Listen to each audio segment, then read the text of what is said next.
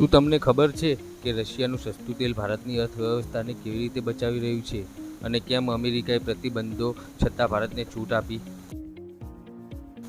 ભારત પોતાની જરૂરિયાતનું 88% તેલ વિદેશમાંથી મંગાવે છે. હાલમાં પશ્ચિમ એશિયામાં યુદ્ધને કારણે તેલનો પુરવઠો ખોરવાયો છે, પણ ભારત માટે સારા સમાચાર એ છે કે અમેરિકાએ રશિયન તેલ ખરીદવા માટે 16 મે સુધીની છૂટ આપી છે.